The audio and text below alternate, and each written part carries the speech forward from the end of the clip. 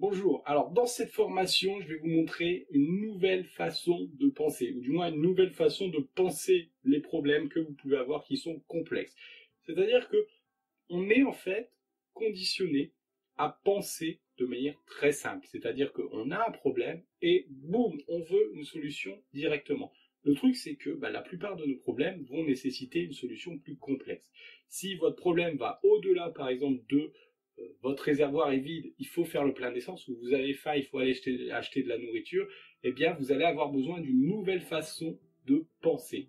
Vous allez avoir besoin de penser les choses en système. Qu'est-ce que ça veut dire penser les choses en système? Eh bien, ça veut dire concevoir, en fait, le plan autour de votre problème, ou la fonction principale que vous voulez obtenir, que vous voulez atteindre. Donc, par exemple, pour qu'une voiture fonctionne, il va lui falloir différents éléments, différentes pièces, et que toutes ces pièces fonctionnent. Si une de ces pièces est défectueuse, il peut arriver que la voiture ne fonctionne plus du tout. Et dans la vie, c'est exactement la même chose. Lorsqu'un problème est plus complexe que de remplir son plein d'essence, eh bien, on a besoin de nouvelles façons de penser. Et en fait, on peut considérer que dans la vie, il y a des systèmes pour tout. C'est-à-dire que le corps humain est un système, donc on va y revenir dans la formation. Une plante est un système, une famille est un système, un club de sport est un système, pourquoi pas.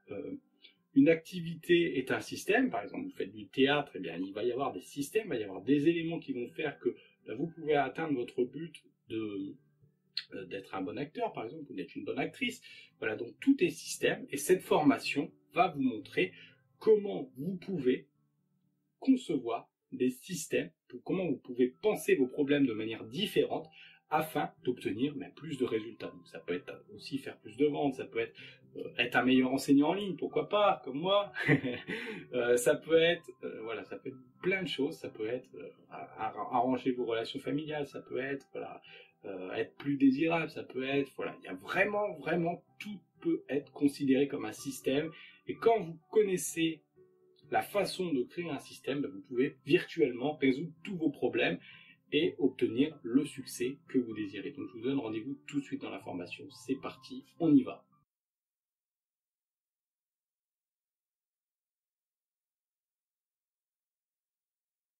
Alors, vous n'en avez peut-être pas conscience, mais la plupart des choses autour de nous sont des systèmes. Alors, le corps humain, déjà, est un système. Vous-même, vous êtes un système. Vous êtes un système qui fonctionne différemment d'autres êtres humains. Alors, dans le principe général, il fonctionne exactement de la même façon, puisqu'on a tous des éléments identiques. On a tous, par exemple, un cœur, on a tous un cerveau, on a tous des coudes, on a tous des hanches. Si un de ces éléments vient à manquer, bien le système humain est mis en péril. Mais on a aussi des sous-systèmes un petit peu plus compliqués, par exemple des systèmes mentaux, qui vont faire que on va fonctionner différemment, on va avoir des attitudes différemment, et on va impacter le système différemment. Donc je vous donne un exemple, par exemple si vous êtes addict à quelque chose, addict à la drogue, pourquoi pas, vous allez avoir une réaction, vous allez mettre en péril potentiellement le système, puisque vous allez avoir un impact sur votre cerveau, vos organes, vous avez compris le principe. Donc un système, il y a des systèmes partout en fait. Une plante est un système. Une plante, par exemple, a des pétales ou a une fleur. Elle a aussi des tiges. Les tiges ont un rôle. La tige a un rôle. Les feuilles ont un rôle. Les racines ont un rôle. D'accord? Vous voyez le principe? Donc, si vous mettez en péril l'un de ces éléments, qu'est-ce qui se passe? Soit le système réagit pour, comment je pourrais vous dire, contourner le problème. Donc, par exemple, si vous coupez si vous coupez les tiges, les pétales, je vais y arriver, il va faire de nouvelles, il va régénérer les pétales en fait. Parce que sans ça, il ne peut pas survivre. Alors, je vous donne ici l'exemple de quelque chose de physique, le corps humain ou une plante, mais ça fonctionne aussi de la même façon pour des choses qui vont être intangibles, des choses qui sont du domaine de l'imagination, du cerveau. Donc par exemple, une histoire va aussi avoir différents éléments. Ces différents éléments vont avoir une fonction. Par exemple, dans une histoire, vous avez toujours la première page ou le prologue qui doit en mettre plein la vue. Il a une fonction. Si le prologue est raté, le spectateur va probablement quitter la salle, ou le lecteur va quitter le livre. Donc cette partie a une fonction. La fin aussi a une fonction. Le milieu a une fonction. Le climax a une fonction. Et chaque élément, chaque sous-système a sa propre fonction, son propre rôle.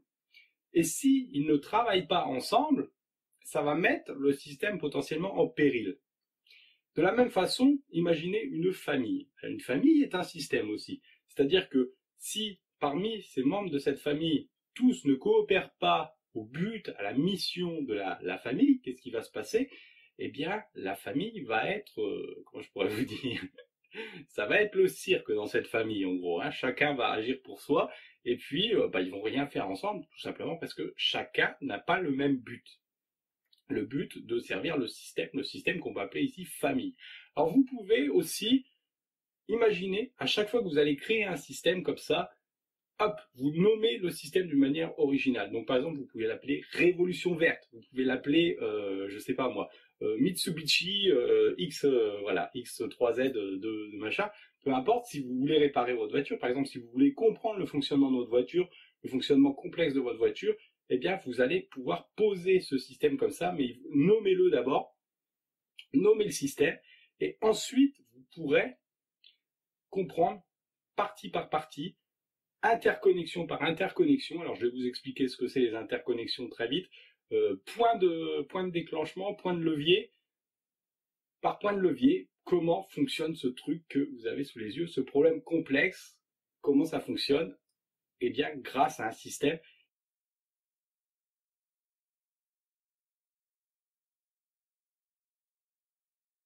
Alors l'approche systémique de penser en système est intéressante parce que, vous l'avez sûrement remarqué, mais il y a beaucoup de domaines, il y a beaucoup de choses à savoir dans la vie et on ne peut pas tout savoir. Et on a besoin de pouvoir penser en fait très vite comment on peut faire pour accumuler ces connaissances ou maîtriser un système. Alors peu importe que la nature que prend le système. Hein.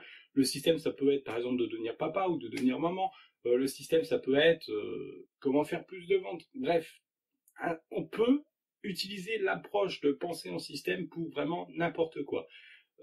Par exemple, prochainement, je vais faire une formation sur la confiance en soi. La confiance en soi, c'est quelque chose de vraiment immatériel, et pourtant, on va pouvoir dégager un système parce que il y a des principes de base, il y a des éléments de base qui tout de suite vont amener des petits résultats. Et c'est l'ajout en fait de tous ces petits résultats, de tous ces petits éléments, ces petites parties qui vont faire que le système va fonctionner.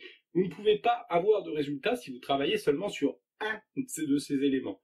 Dans le cas de la confiance en soi, par exemple, si vous travaillez simplement sur la motivation, vous ne pourrez pas avoir de résultats parce que la motivation, c'est trop vague. C'est un ensemble de choses qui vont faire que vous êtes motivé. C'est un ensemble de choses qui vont faire que vous avez de l'estime de vous-même ou qui vont faire que vous avez, par exemple, du charisme. Donc, il faut vraiment penser votre système comme quelque chose qui a entre tous ces éléments des interconnexions. Alors, les interconnexions, qu'est-ce que c'est? C'est en fait, vous avez votre système, il tourne. Alors, il tourne pas forcément dans cet ordre-là. Il peut faire boum, boum, boum, boum, boum, boum, boum, boum, boum, boum, boum, mais tous les éléments sont interconnectés. C'est-à-dire que tous les éléments vont avoir une influence sur les autres. Et éventuellement, au milieu de ces interconnexions, vous pouvez avoir ce que j'appelle des points de levier, c'est-à-dire des petites actions qui vont faire que le système va avoir amené plus de résultats. Si vous utilisez un point de levier négatif, va y avoir va y avoir des conséquences négatives pour le système. Par exemple, très simple, pour reprendre l'exemple de la voiture, si dans votre réservoir, au lieu de mettre de l'essence, vous mettez, je ne sais pas quoi moi, de l'eau, la voiture, où vous mettez une essence hybride, ou voilà, une essence en fait qui n'est pas fait pour le réservoir, il y a des chances que cet élément soit impacté et que ça impacte le reste de la voiture, par exemple. Voilà. Il faut vraiment faire attention à ce qu'on fait lorsqu'on crée le système. Et évidemment, nous, ici, on crée un système à partir de rien, on va créer un système à partir de rien. Donc, je veux dire, vous prenez pas la tête, hein. C'est-à-dire que vous placez les éléments que vous connaissez et puis vous essayez, vous voyez ce qui se passe, comment le système réagit. Est-ce que ce que je fais, ça amène en fait le résultat que j'attends ou la fonction que je veux que le système fasse?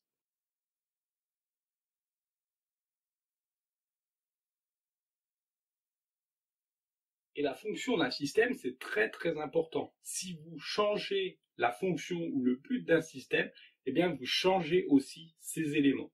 Je vous donne un exemple très simple. Imaginons que vous fassiez des Ferrari. Si vous changez le but ou la fonction d'une Ferrari, alors qui de base est de faire du bruit ou d'en mettre plein la vue, si vous changez ça, si vous changez par exemple sa vitesse, si vous décidez que les Ferrari doivent rouler à 50, il va y avoir une influence sur les pièces. C'est-à-dire que les pièces vont commencer à mal fonctionner. De la même manière que si vous ne faites pas rouler une voiture, les pièces vont commencer à ne pas fonctionner comme ils devraient fonctionner. Les éléments, les différents éléments, en fait, les différentes parties du système vont avoir des problèmes parce que les éléments ne fonctionnent pas de la façon dont ils étaient conçus à l'origine. Et c'est la même chose pour le corps humain, c'est-à-dire que si demain, par exemple, vous commencez à vous mettre à la course à pied, que votre mission ce soit, par exemple, de perdre du poids, eh bien le système va réagir d'une manière négative et c'est tout à fait normal parce que le système n'est pas habitué à ça. Le système depuis des années, vous l'avez conçu, vous l'avez designé pour faire autre chose, par exemple pour rester assis à regarder la télé et à manger des choses devant la télé par exemple. Et d'un coup vous lui demandez une mission tout à fait différente. Donc le système va réagir de manière différente et il va vous provoquer des défaillances. Donc il va lui falloir un temps d'adaptation. Parfois, dans les systèmes, lorsque vous mettez quelque chose en place, il faut aussi un temps d'adaptation. Maintenant, dans le cas ici de l'exercice, par exemple, ça va être bénéfique. Ça va être bénéfique parce que le système, à la base, il a été conçu pour avoir le potentiel de croissance potentiel qu'il pourrait avoir. Croissance de vos muscles, la croissance de votre respiration. Donc, tout ça, ça peut être un changement comme ça du but du système peut être positif. Par contre, il y a aussi des fois où un changement du but du système peut être très négatif. C'est par exemple si vous roulez en sous-régime, donc comme je vous ai dit. Alors dans les choses intangibles, ça peut par exemple être une entreprise qui va décider de changer son but tout d'un coup, qui va changer son but, son objectif, le but de l'organisation, et qu'est-ce qui va se passer? Les différents éléments ne vont pas réussir à s'adapter. Et qu'est-ce qui va se passer? L'entreprise va petit à petit couler. Alors ça peut aussi être utilisé de la manière totalement opposée. C'est-à-dire que votre entreprise ne marche pas, vous choisissez de changer le but de l'organisation et d'en changer les éléments pour que le système fonctionne. C'est la même chose dans une famille aussi. Si un des membres part ou si un des membres provoque un changement important, l'équilibre du système va être bouleversé et potentiellement le système va être mis en péril.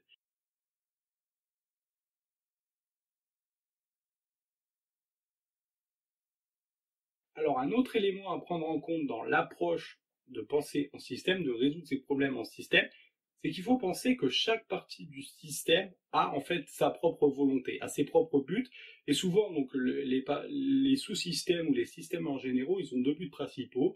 Le premier c'est de survivre et le second c'est de se reproduire, d'assurer sa survie ou de se reproduire. C'est la clé de la plupart des organismes humains ou les organismes ici, donc on peut dire cérébral, hein. Chacun va agir en fait pour comment je pourrais vous dire, pour sa gamelle. On peut le dire comme ça. C'est le cas par exemple des organisations syndicales.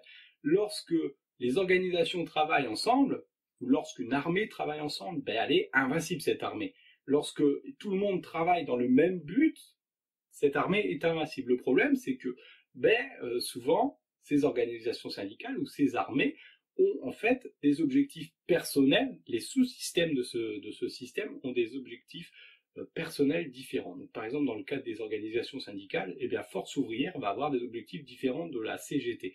Et qu'est-ce qui va se passer? Ils vont ils vont se contrecarrer entre eux, et finalement, le mouvement qu'ils auront lancé ne va aboutir à rien. Va aboutir à rien parce que même si ils ont le système a la même fonction, par exemple défendre les intérêts des salariés, au final, ce qui se passe, c'est que comme ils travaillent pas ensemble pour le but du système, ils travaillent plutôt pour leurs intérêts personnels, pour les intérêts du sous-système. Donc il peut être par exemple d'avoir plus de membres, d'être plus, je sais pas moi, d'être plus mis en valeur que l'autre syndicat, ou voilà, des choses comme ça, des choses très simples, hein. Parfois c'est très simple, ou des revendications qui peuvent être différentes aussi, ça peut être beaucoup plus complexe. C'est-à-dire que fondamentalement, ces organisations ou ces sous-systèmes vont penser autrement que l'autre partie du système qui, elle aussi, a son propre point de vue sur la façon d'obtenir le but, que le système fonctionne. Et au final, il n'y a rien qui fonctionne parce que parce qu'ils n'ont pas les mêmes buts. Donc c'est très important que chaque partie que vous ajoutez au système contribue à l'effort global du système, fasse fonctionner le système complètement. Et c'est exactement la même chose dans une voiture. C'est-à-dire que si l'un des éléments ne fonctionne pas pour le but du système, mais pour lui-même, ou alors ne fonctionne pas du tout, eh bien le système globalement ne va pas fonctionner. C'est pas en mettant une solution ou une rustine sur une des pièces que vous allez pouvoir faire fonctionner le système. Faudra souvent réviser l'intégralité du système pour que la voiture tourne comme elle était au départ ou qu'elle tourne comme elle est conçue pour tourner.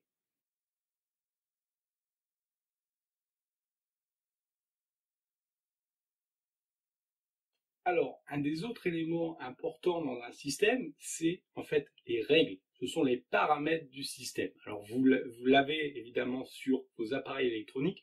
Lorsque vous changez les règles d'un système ou les règles d'un environnement, qu'est-ce qui va se passer? Le système va se comporter de manière différente.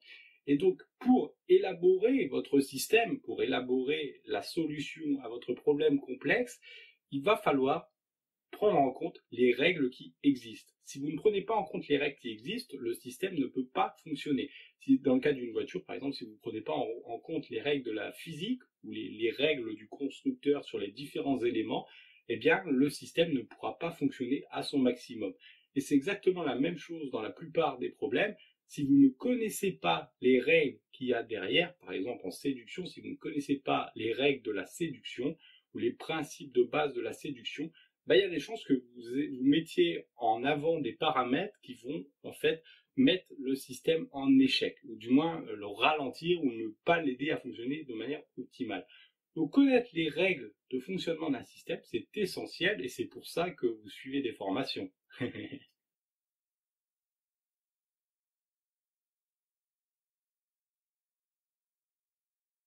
Alors, ce que je vous propose à partir de maintenant, c'est de voir ensemble différents exemples de systèmes. Bah oui, parce que voilà, il faut voir ça concrètement. Et donc, ce que je vous propose en premier ici, c'est en fait l'étude du système de comment on peut faire pour gagner plus d'argent en enseignant en ligne. Alors, bien sûr, les systèmes que vous allez créer, les systèmes que je vais vous proposer, vont être issus de beaucoup de mes formations. Vous verrez beaucoup de mes formations. Donc, je vous aurai en fait des aperçus de mes formations de comment les systèmes peuvent fonctionner. Mais bien sûr, vous pouvez le faire avec tout. Vous pouvez le faire avec votre famille, vous pouvez le faire avec vos enfants, vous pouvez le faire dans vos relations globalement, vous pouvez le faire dans vos activités sportives.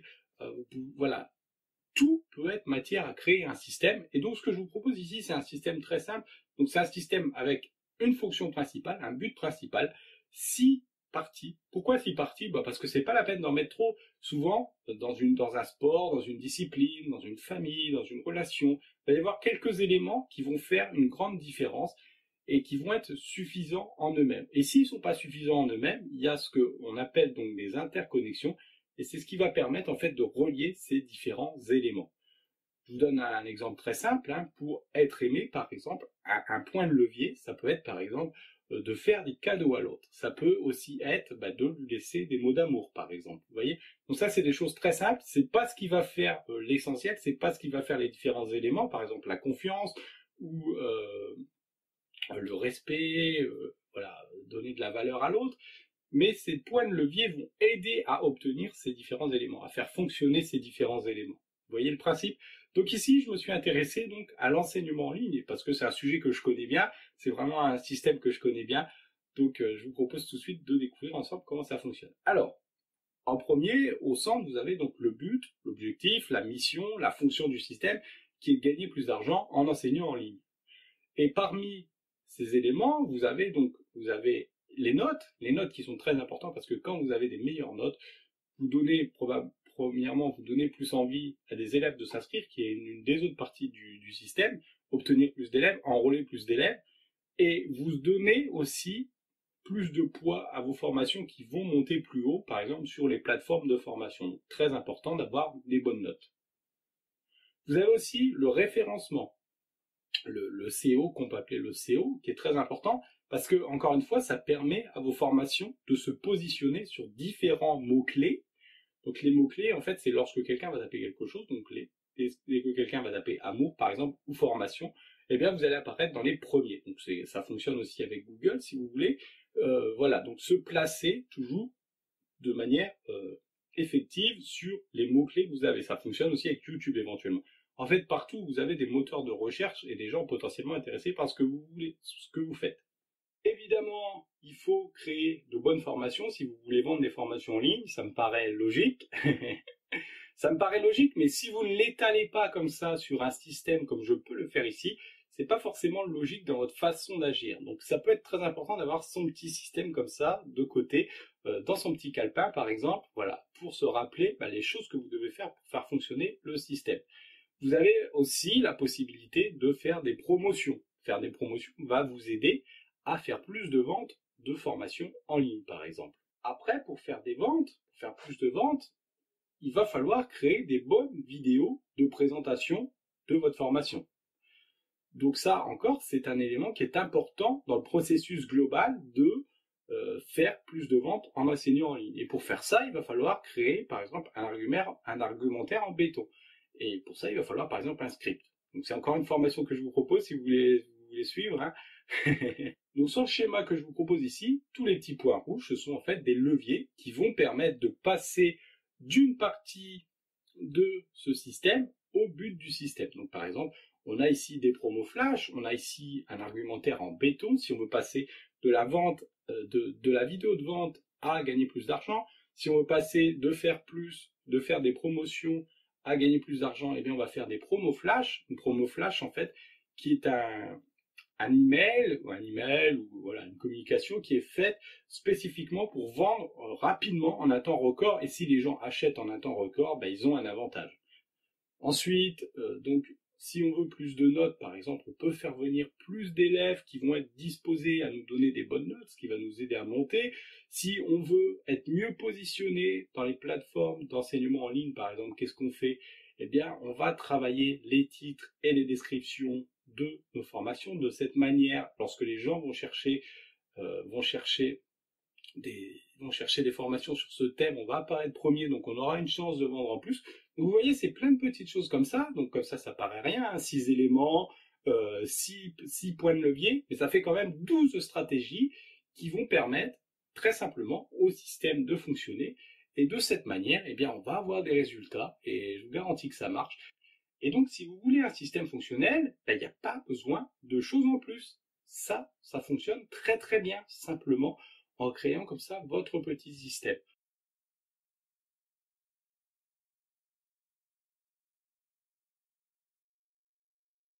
Alors maintenant, en guise d'exemple, je vais vous montrer un système que j'ai extrait de ma formation sur la confiance en soi, donc sur la confiance en soi, l'estime de soi, le charisme, et vous allez voir que ça ressemble un peu à ce qu'on fait, le modèle que je vous ai présenté dans toute cette formation. Simplement, je l'ai un peu modifié, j'ai rajouté 2-3 trucs ici, voilà, histoire de mettre un peu plus de choses.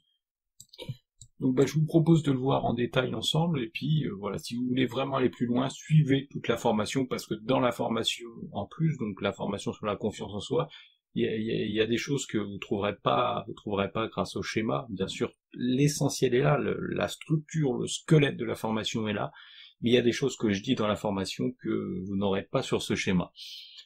Donc pour avoir confiance en soi, qu'est-ce qu'il faut faire? Il faut faire 2 choses principalement, c'est premièrement tuer le doute sur ses capacités, et tourner son esprit vers la croissance. Alors qu'est-ce que ça veut dire tuer le doute sur ses capacités? Souvent on n'a pas confiance en soi parce que on doute intérieurement, on n'en a pas forcément conscience, mais on doute de notre capacité à réaliser les choses. Donc comment on peut surmonter ce doute? Eh bien, en transférant la responsabilité. Le point de levier ici, c'est de transférer la responsabilité. Donc qu'est-ce que ça veut dire? Ça veut dire, par exemple, s'en remettre à une autorité supérieure, se dédouaner en fait des actions qu'on pourrait faire. Concrètement, qu'est-ce que ça veut dire? C'est par exemple, vous imaginez être béni des dieux. Vous vous dites, voilà, quoi qu'il arrive, de toute façon, j'ai une mission, et cette mission c'est au-dessus de moi. Voilà. Alors voilà, comme ça paraît, voilà, si vous suivez pas la formation, ça vous paraît peut-être un peu bizarre, mais vous allez voir que c'est vraiment quelque chose de très très puissant. Donc ensuite, tourner son esprit vers la croissance, ben là, ce que je conseille, c'est par exemple de se raconter une histoire à soi-même, de se donner une carotte en fait.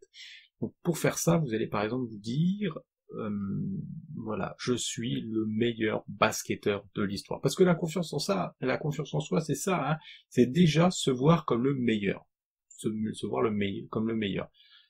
Donc moi, l'histoire que je me raconte personnellement, c'est que je suis le boss dans mon domaine, par exemple, je suis le meilleur dans mon domaine. C'est pas forcément vrai, peu importe que ce soit vrai ou pas. L'important c'est que cette force, cette histoire que je me raconte, ça me donne l'énergie d'avoir confiance en moi et de faire des choses que d'autres ne font pas. Et ça nous amène naturellement à l'estime de soi. Donc l'estime de soi, c'est deux choses, avoir de la compassion personnelle et avoir de la compassion pour les autres. Alors quelle est la différence? La compassion personnelle, c'est en fait quand vous arrêtez de vous comparer aux autres et que finalement vous acceptez comme vous êtes. Parce que souvent, le mécanisme de l'estime de soi, c'est qu'on va se comparer nous-mêmes aux autres. Et évidemment, il y a des gens qui vont être plus avancés que vous dans un domaine, et forcément, il y en aura toujours, tous les jours, vous allez rencontrer des gens que vous allez trouver meilleurs que vous.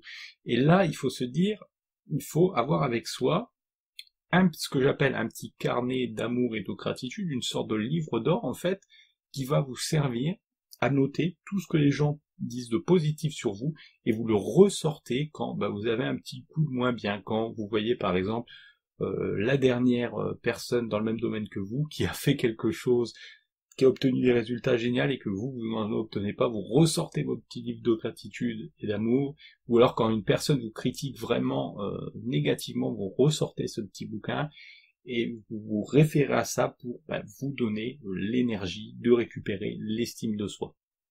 Pour se dire finalement, c'est pas très grave parce qu'il y a quand même des gens qui m'aiment, il y a quand même des gens qui aiment, qui reconnaissent ma valeur.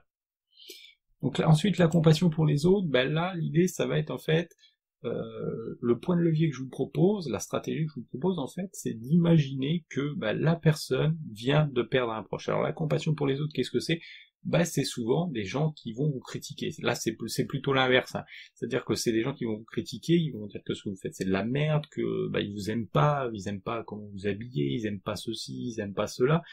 Donc là, ce que je vous propose, ils aiment pas votre façon d'être, pourquoi pas.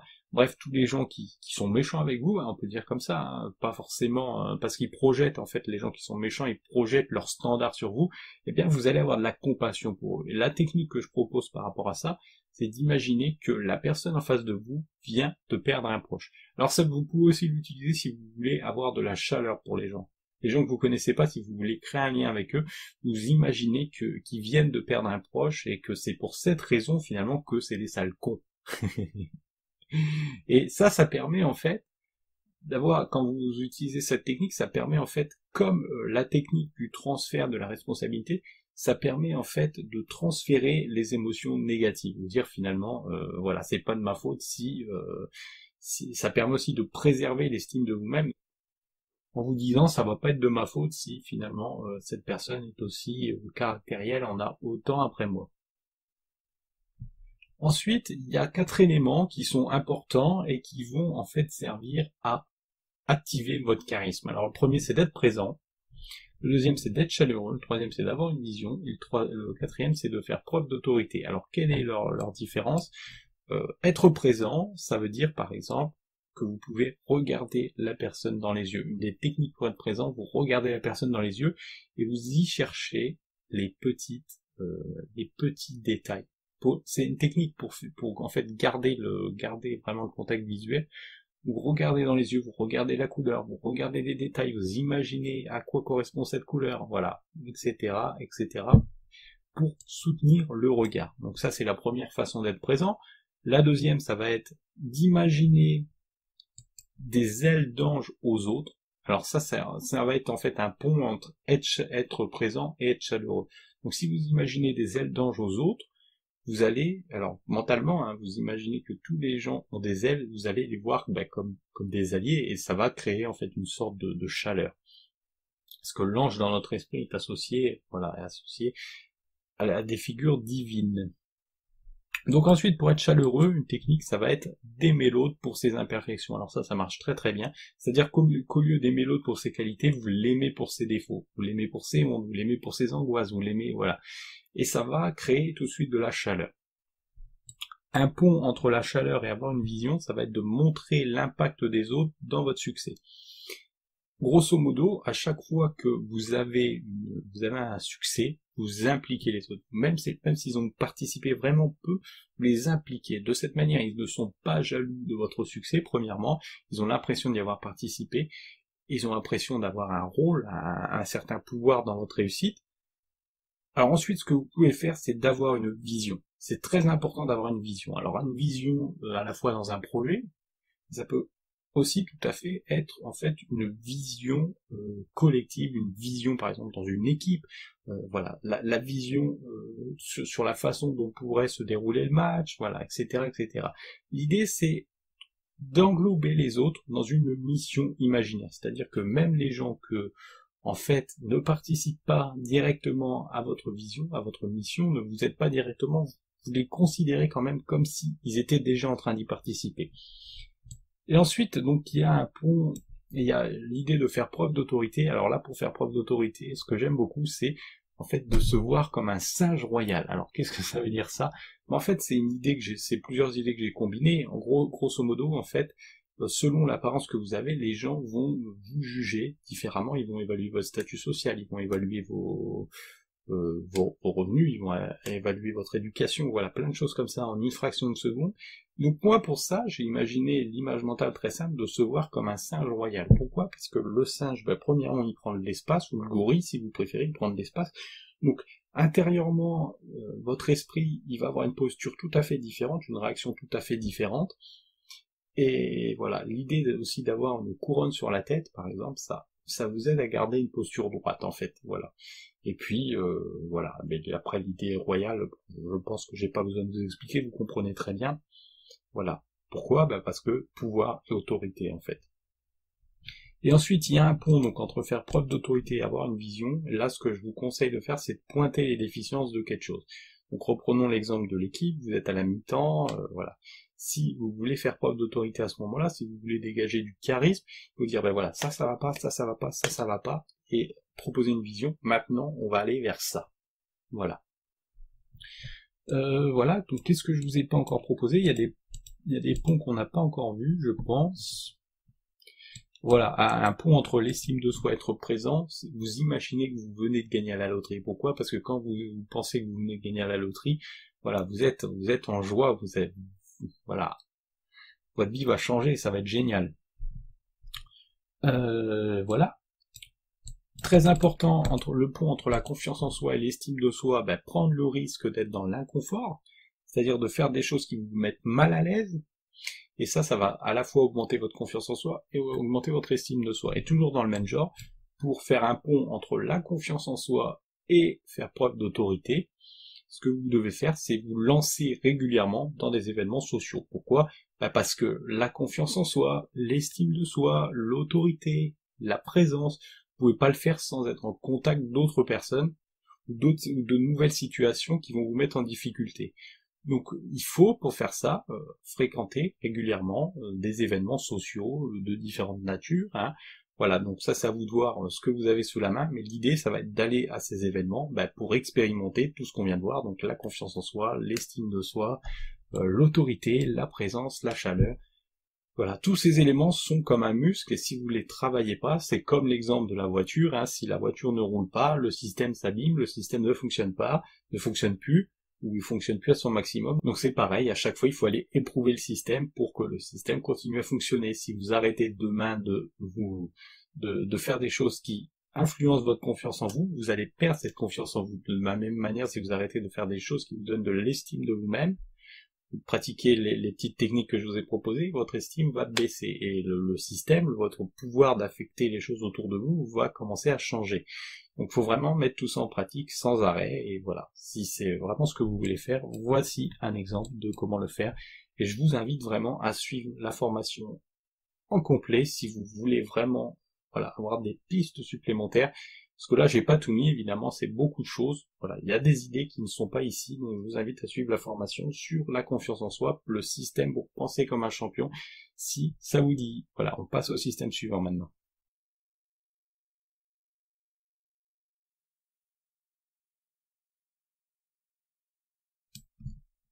Alors dans cette vidéo, je voulais vous montrer un petit système tout simple. Comme quoi, les systèmes, ça n'a pas besoin d'être des trucs hyper compliqués comme ce que je vous ai montré juste avant. Enfin, je veux dire avec plusieurs éléments, avec 5, 6 ou plus, plusieurs éléments, plusieurs interactions. Ça peut très simplement être quelque chose d'aussi simple que ça.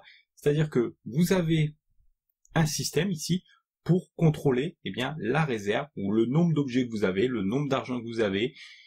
Et ça fonctionne de manière très simple. Il n'y a que 2 éléments. L'entrée, enfin 3 éléments, l'entrée, la réserve et la sortie. C'est-à-dire que si vous faites plus d'entrées dans votre système, la réserve va augmenter. Mais si vous ne contrôlez pas les sorties, la réserve va stagner, par exemple, elle va rester la même. C'est-à-dire que si vous faites entrer, par exemple, autant d'argent ou autant d'objets que vous en sortez, la réserve va rester au même niveau. Maintenant, imaginons que vous faites entrer beaucoup plus de choses que vous n'en faites sortir, votre pièce va se remplir d'objets ou votre compte en banque va se remplir d'argent, par exemple. Il faut faire la même chose dans votre business ou dans ce que vous prévoyez de faire, c'est-à-dire que si vous gagnez de l'argent mais que vous n'y arrivez pas, que l'argent vous ne faites pas assez de réserve sur ce que vous gagnez, la première action à entreprendre, ça va être de diminuer les sorties. Donc ça va être par exemple de réduire les coûts ou simplement arrêter de dépenser son argent n'importe comment ou arrêter de dépenser son argent dans des choses qui n'apportent rien réellement aux entrées, qui vont vous aider à faire entrer plus d'argent. Donc voilà comment fonctionne ce système. Donc comme vous le voyez, il est très simple. Et je vous le conseille, dès que vous avez un petit souci, que vous n'arrivez pas à remplir quelque chose en quantité, posez-vous la question, est-ce que j'ai plus d'entrées ou de sorties? L'idéal étant bien sûr d'avoir autant, enfin, pas autant parce que autant vous allez stagner, l'idéal étant d'avoir plus d'entrées que de sorties. Alors, il y a des exemples où ça ne va pas fonctionner comme ça. Par exemple, prenez le cas des régimes ou des calories que vous allez faire rentrer. Donc, ce que vous allez faire rentrer, ce sont des calories. Ce qui va se mettre en réserve, ça va être des calories ou du gras. Et ce qui va sortir, ça va devoir être supérieur à ce que vous faites entrer, de manière à diminuer les réserves. Mais là encore, vous voyez que le système fonctionne exactement de la même façon. C'est-à-dire que ici, on inverse la chose, c'est-à-dire qu'il faut faire plus de sorties que ce que vous entrez, mais le principe reste exactement le même. Il se base toujours sur les entrées et les sorties et la réserve. Voilà, donc pensez un peu tout ce qu'il y a dans votre vie, comme ça, tout ce qui fait entrer des choses, les transforme et les faire sortir. Comment vous gérez ça?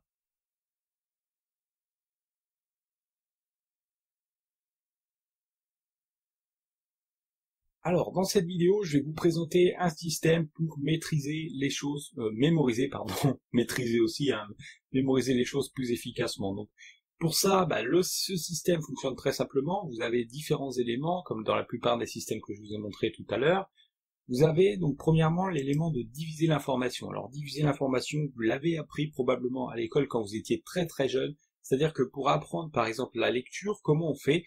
On divise les mots en syllabes, par exemple. Donc, on fait diviser l'information. C'est ça très bien. Et ça nous permet, en fait, de mieux mémoriser les sons, de mieux parler, ensuite de mieux maîtriser la lecture. Ce que vous pouvez faire, c'est utiliser des acronymes aussi pour mémoriser des mots de passe. Donc, c'est-à-dire que, en fait, vous allez créer une phrase n'importe comment, par exemple, aujourd'hui, c'est la rentrée. Ok? Donc ça, ce serait par exemple si votre mot de passe c'était A, C, L, R. D'accord? Donc vous voyez le principe. Donc je vais pas vous faire un mot de passe compliqué parce que voilà, aujourd'hui c'est la rentrée. Par exemple, si après vous mettez un 7, 7 N, par exemple 7 nains, S sont, vous voyez le principe, sont partie P, c'est chercher Blanche-Neige par exemple, BN. Vous voyez, très simple. Ça vous permet de retenir vos mots de passe simplement en retenant comme ça une petite phrase et en prenant en fait la première lettre ou le premier chiffre de chaque mot que vous allez mettre dans la séquence. Ensuite, ce que vous pouvez faire, donc pour mémoriser plus efficacement, ça va être de lier les informations entre elles. Donc pour ça, ce que je vous conseille, c'est de faire en fait une petite histoire, ou plus exactement une scénette. Donc qu'est-ce que ça veut dire? Je vous donne un exemple très simple.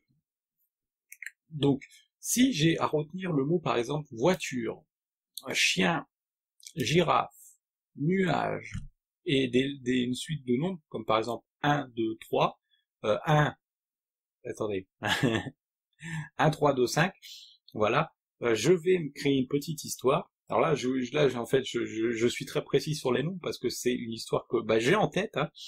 Donc comment ça fonctionne? Je vais créer une petite histoire qui va être absurde, drôle, sexy, voilà, c'est ici, pour en fait ne rien oublier, pour que ça s'imprime plus facilement dans mon esprit.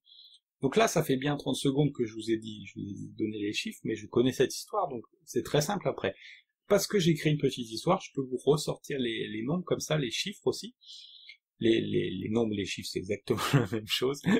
Les mots et les chiffres. Donc par exemple, je vais dire, donc c'est l'histoire d'un chien qui conduit une voiture. Il ouvre la fenêtre et qu'est-ce qu'il voit? Il voit une girafe sur un nuage, et c'est une scène qui se passait en 1325. Voilà. Donc ça ne veut rien dire. Ça ne veut rien dire, mais c'est extrêmement puissant de créer comme ça, de lier des informations entre elles et de leur donner un caractère mental inoubliable comme ça, parce que c'est la première fois qu'on les entend. Donc vous voyez que ça fonctionne très bien. Après, bien sûr, vous pouvez répéter l'information, c'est-à-dire que vous répétez cette petite histoire dans votre tête, parce qu'elle est marrante, elle est facile à retenir, parce que c'est quelque chose qui n'est pas banal, c'est quelque chose que vous entendrez pas tous les jours, et de cette manière, vous retenez facilement l'information. Répéter l'information, ça veut pas dire apprendre par cœur. Hein. Apprendre par cœur fonctionne, mais le problème c'est que c'est difficile. Et puis voilà, vous imaginez la taille d'un texte, par exemple, c'est très compliqué.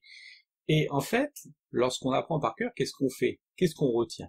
C'est à la fois le rythme sonore, ou alors c'est le visuel qu'il y a sur votre feuille, par exemple, la disposition des phrases.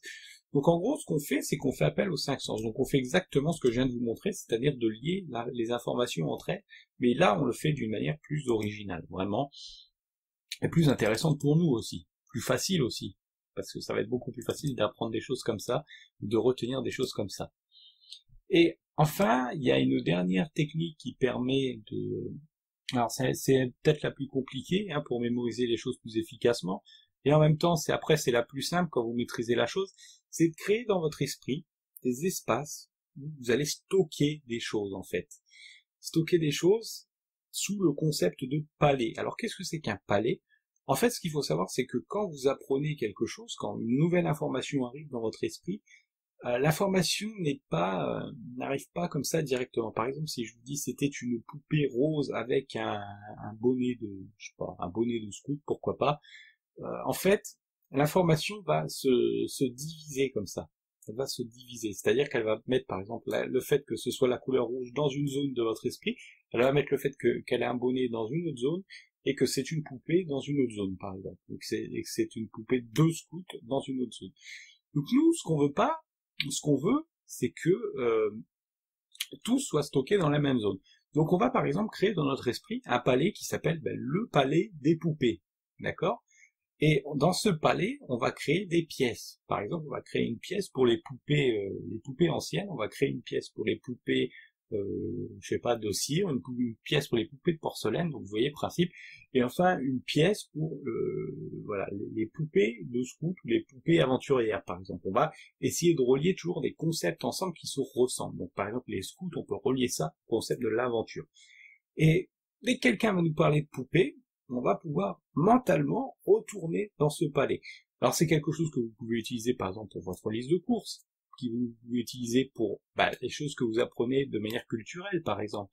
Par exemple, vous pouvez avoir un palais sur, la Renaissance, vous pouvez avoir un palais sur l'époque napoléonienne, et dans ce palais, vous mettez toutes les informations que vous avez envie d'apprendre.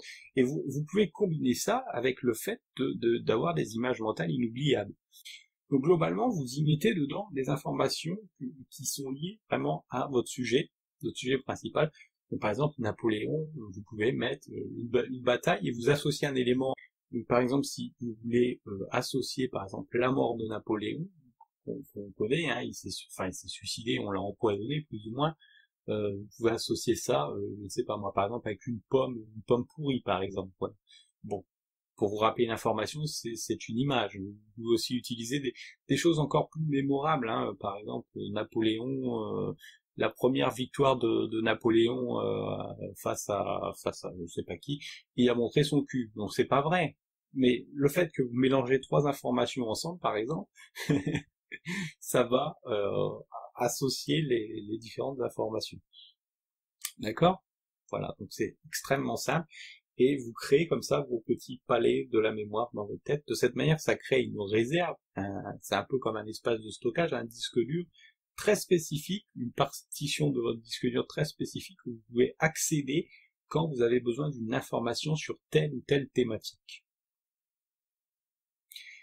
Voilà, donc c'était le dernier système que je vous propose. Alors je vous invite à revenir très fréquemment sur cette formation ou dans les annonces de cette formation, parce que à mesure que j'apprends des choses ou que je développe de nouveaux systèmes, je vais vous les proposer en vidéo comme celle-ci dans la formation. Donc je vous invite à revenir très fréquemment, je vous enverrai des annonces dès que j'aurai terminé des nouveaux systèmes, mais voilà.